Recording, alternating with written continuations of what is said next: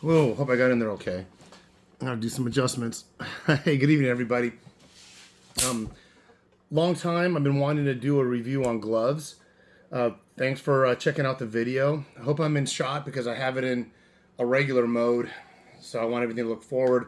So I can't see the camera, so I hope this all is coming through to you guys. But I'm gonna be discussing gloves tonight. But before I get into the gloves and the nuances of gloves, I wanted to say this. Preface it by saying I'm not monetized. I don't get paid to talk about Kawasaki or Klim or any of these other products. I just like doing this. But on that note, if you are a law enforcement, a first responder, or a active duty military veteran or retiree, and if you're paying full price for your motorcycle maintenance, equipment, parts, or your apparel from helmet all the way to your boots, you can get discounts. No, I can't say every, majority of places I've been, either online or in person, I show them I'm retired Air Force. I show them, and you don't have to be retired. You can be active duty, or you can have just done, one term and be a veteran. But you get, 5, 10, 15% discount. The company Klim on their direct website has a great promo, one-time promo, where they give you like 20% discount if but check it out. Check out the Klim website if you want to get a huge one-time discount on Klim. The best online discount I found is through Revzilla, which is in conjunction with JP Cycle and Cycle Gear.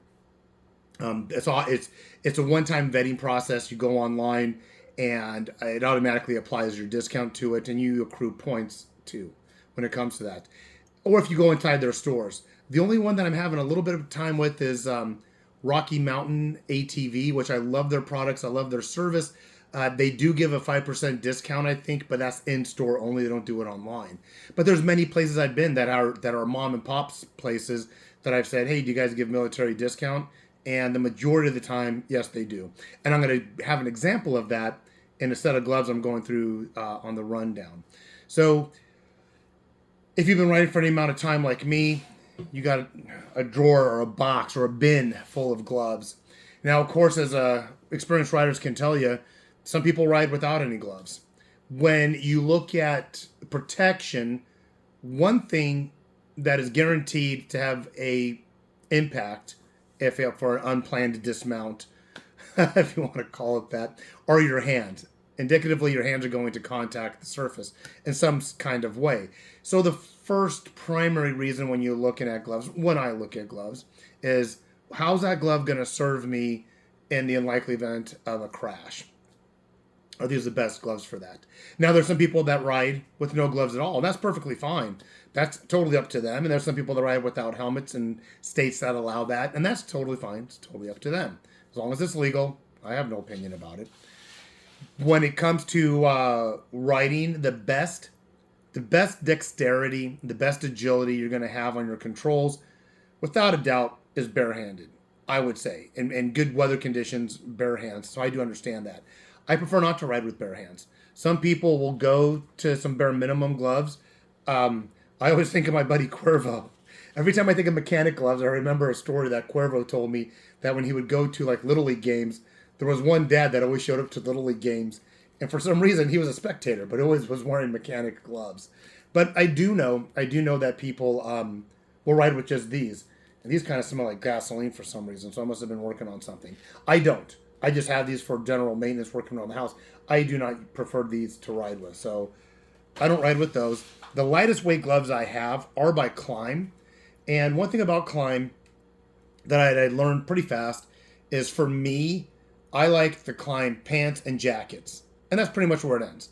When it comes to boots, gloves, hats, and even base layers, I go to different brands, different items. But I love the pants, love the jackets. These gloves work really well. These are Klim Mojaves. They're an older version. Currently, Klim Mojaves are going for about $40. Those mechanic gloves you can buy just about anywhere, and those run for about $20. So double the price. And to be honest with you, looking at this, these aren't offering much more than those mechanics.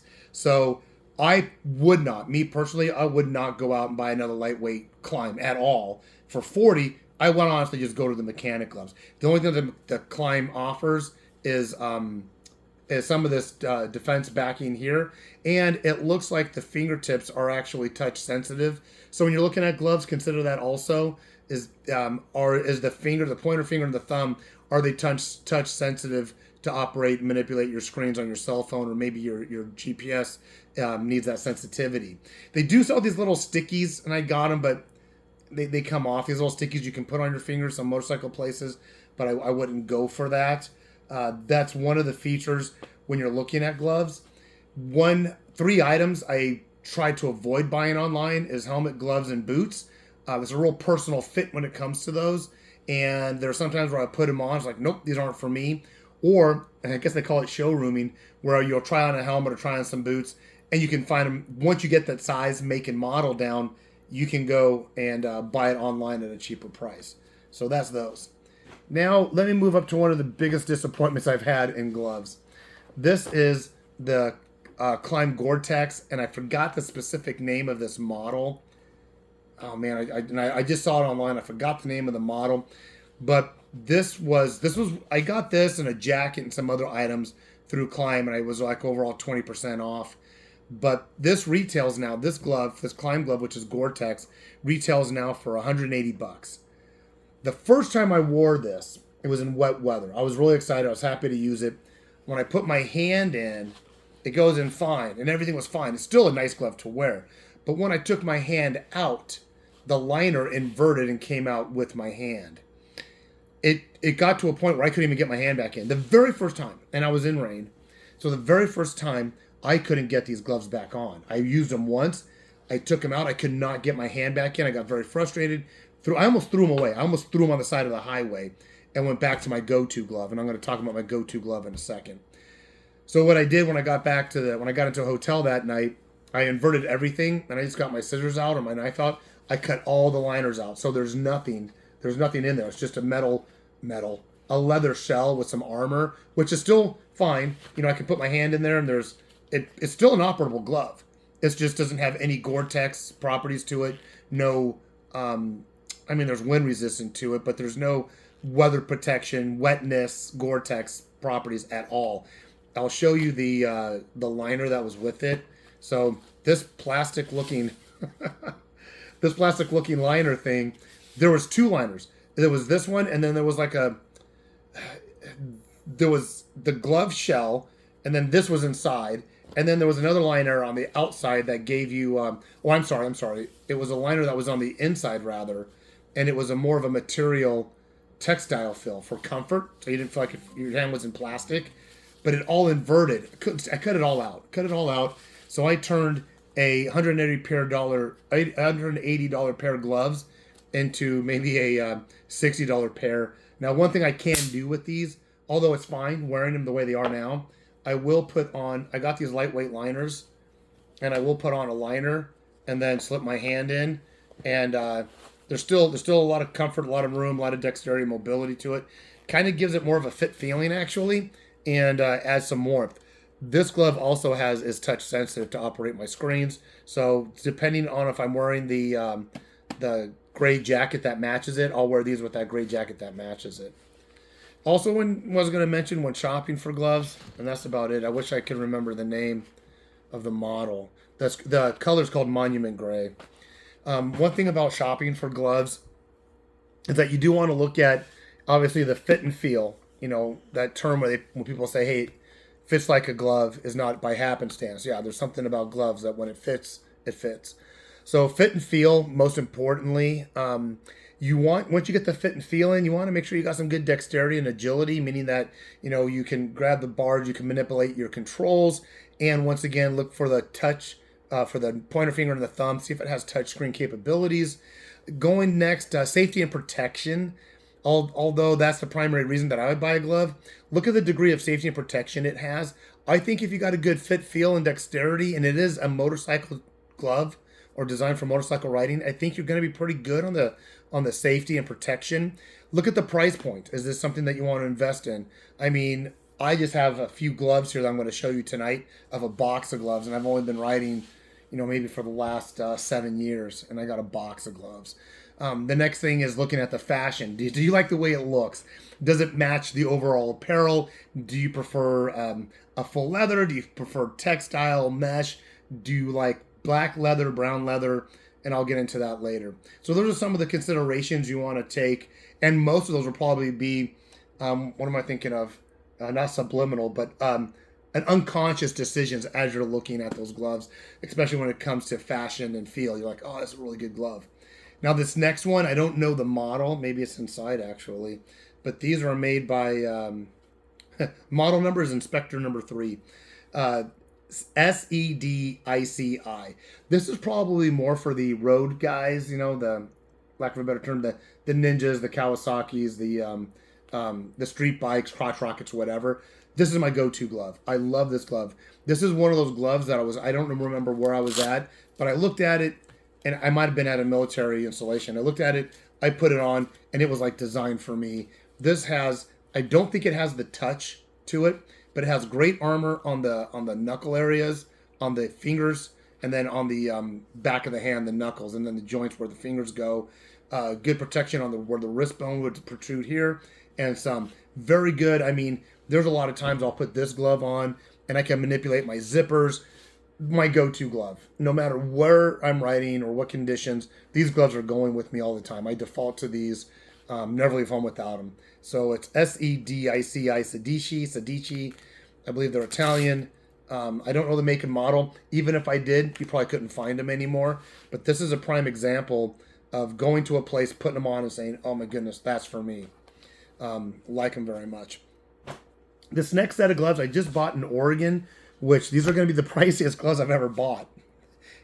Julie, if you're watching, ignore the price point on this. So I was visiting my daughter at Oregon State University. Had to get something done with her Suzuki, and I don't remember what it was, but I brought it into this mom and pop motorcycle shop. It was a part, and they tirelessly working on this part for me, never even charged me, and I was able to get this part loose, and I can't really remember what it was.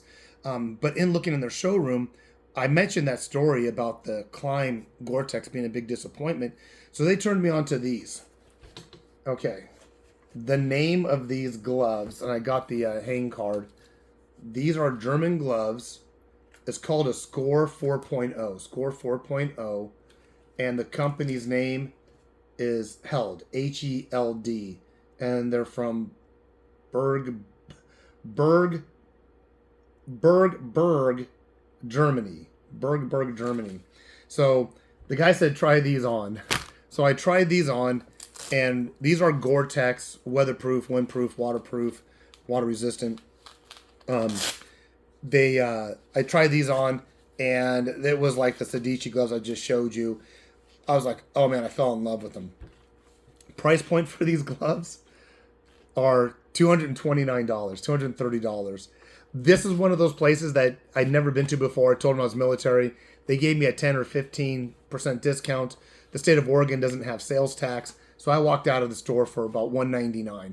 Now, if I compare these gloves at $190, so those Gore-Tex at $180, these are much better. And we discussed the inversion of those liners, and these guys designed their gloves, and I've used these already. And this, I slipped my hand in and out.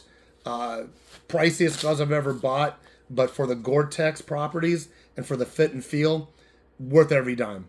I've never used these that much, but it's got like one of those little windshield scraper things. You only usually have that on your left hand because your right hand is working your throttle, so you keep up your speed. And then you have these little windshield wiper things on the finger. One thing too, when you're looking at gloves, as you're going through weather, you're looking at major ventilation for a hot weather glove, but for a cold weather glove or wet weather glove, you want to go to a gauntlet that goes over your jacket cuff. So the way that the wind would flow would be over. When I'm in hot weather, I leave my jacket cuff opened, kind of bellows, and I'll wear just a glove, not a gauntlet. So there's much more airflow to it. But when you are trying to stay warmer, you do want to jump up to a gauntlet. And this one is adjustable in the wrist and adjustable right underneath the hand. There's 2 adjustment points, basically, is what I'm trying to say. And you can probably see it as I take it off. But I used these when I did that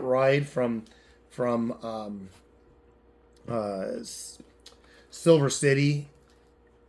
Silver City? Yeah, Silver City, New Mexico to Riverside, California. I started with the Sedici pair, and they were working fine. It got a little cold, and I jumped up to these, and these immediately were much, much warmer, just as is. Once I got into the mid-30 range, I jumped up to this next set of gloves, which I'm going to show you. Now, those I just showed you are really, really good when it comes to dexterity and protection.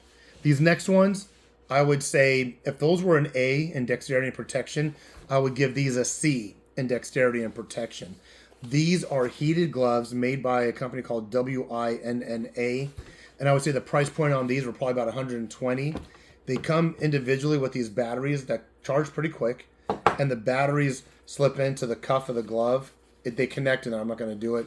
Then you zip it up, and then you manipulate the controls here. Now, when I got into about the mid-30s range, when I was doing that ride, I put these on, and I don't know how long the battery lasted, but this thing was on, and when I put these on, my hands were toasty for the rest of the ride. 2 hours. 2 hours later, my hands were fine. I do think that the batteries got exhausted, and there's a temperature control here that I can't show you right now because it's not going to light up because the batteries are already used. But I don't know if the batteries went totally dead, but these made all the difference in the world. Once again, it's a gauntlet. There's no cinches on this at all. It doesn't cinch down, but they're very thick. But because of the design and it being an electric glove, you got some good knuckle protection here, but not as good on the palm. And I do have touch screen, so that was a good add. They're a little bit on the clumsy side and the thick side, but that's what you're going to have to sacrifice if you're going to stay warm. Your other option, pull in, go into a hotel, and don't worry about riding in the weather. And then it comes in this little self-contained bag. So these are always with me. I'm never going to leave home without these, and I'll never leave home without the Sedici gloves. I might, if I'm on a day drive, if I'm on a day ride, I'm just going out for the day. Boom, boom. I'm only going to bring one pair of gloves. If I'm going camping, I might have 4 different ones. And some of them I use as multi-purpose as utility gloves while I'm working around the campgrounds or the campsite. Or I'll use one of my thicker gloves, a leather glove, if I'm taking anything hot and when I'm cooking. I use those like as cooking mittens, per se. Oh, I was going to show you one more thing. I did test this once and it did work. In the extreme, I was doing a Mexico to Canada ride, and I was on the coast, Highway 1 and 101, going through California up into Oregon. When I got into Eureka, not Wairika, there's one called Eureka that's on the 5, and Wairika is on the coast. But nonetheless, I'm back on the 1. I'm in Northern California, hitting the coast again, going up to Crescent City, going past Crescent City, and I got soaked. I got drenched. And I think I even had some of my Gore-Tex stuff on. Nothing was going to happen. So what I ended up doing was buying rubber chemical gloves. These are rubber, like dishwash. They're heavier duty than the dishwashing gloves. But that's basically a rubber glove. I put a liner on them. So the same liner that I used for those climb gloves, I put this liner on, slip my hand in. It's a gauntlet. And it worked. I say dry. And I really haven't been in a combination where I've been cold and wet. Usually when I'm wet, I'm not at the coldest point. Like when I was at Flagstaff, Arizona. Yeah, you're at altitude and you get cold. I went to a ghost town where I had to ride through snow. Yes, I was cold. But it wasn't raining, so I would not have used these. But if I ever get caught... Oh, these rubber gloves come with me, too. These rubber gloves and this liner, on a long ride, if I'm not going through multiple terrain, multiple altitudes, yes, these are coming with me. I don't even think twice about it. They compact, very small. They don't take up a lot of room, and they're very effective. Now, purpose-wise, keeping my hand dries, I give it an A. Fashion-wise, a D to an F. Protection-wise, a D to an F. I mean, there's nothing about motorcycle riding at all that pertains to these rubber gloves. But to stay dry, to get through whatever inclement weather I'm in, absolutely, I take them with me. Just real quick, I'm just going to show you a couple of other things.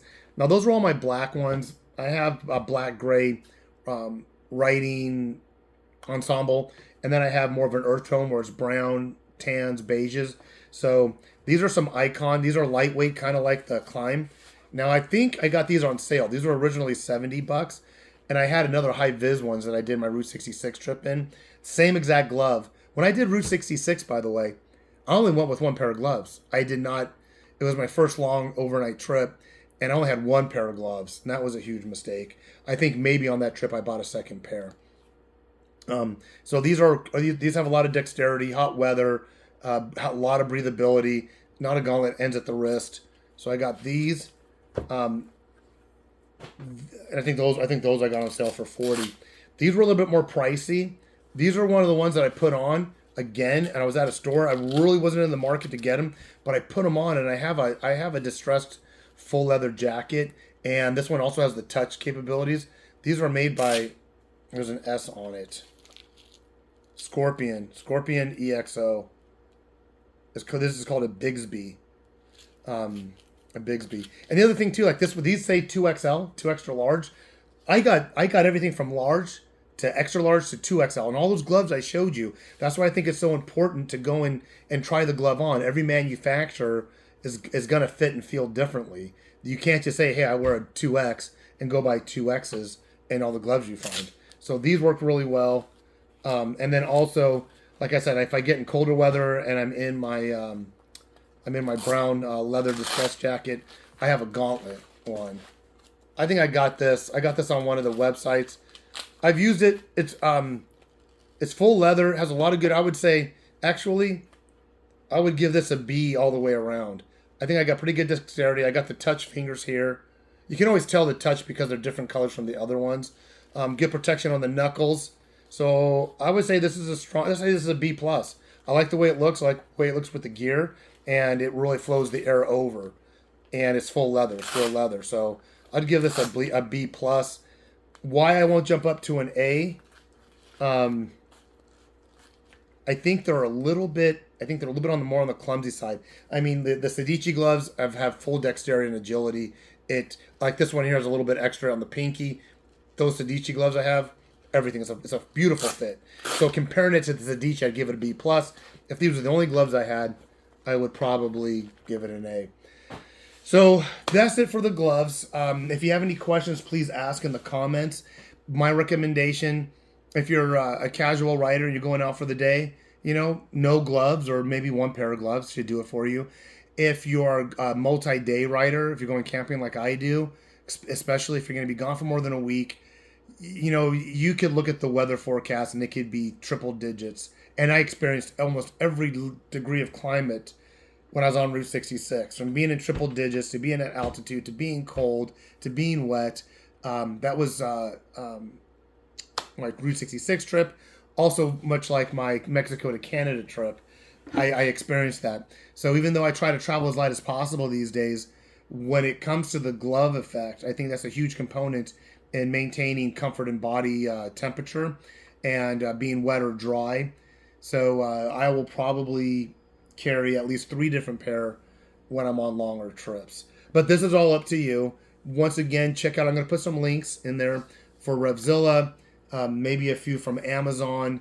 Most of the things I talk about, I've gotten either through Revzilla, Rocky Mountain ATV, even through Amazon. Many, many times, though, I'll try them on at a local motorcycle shop.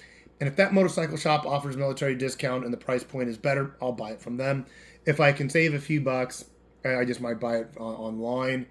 But that's about it for my gloves. Like, subscribe. Don't forget to get out there and ride. I hope you appreciate it. I have no idea how long this video went because I'm on the other side of the camera. So hopefully it's been entertaining, informative, and educational. Take care, everybody. Bye.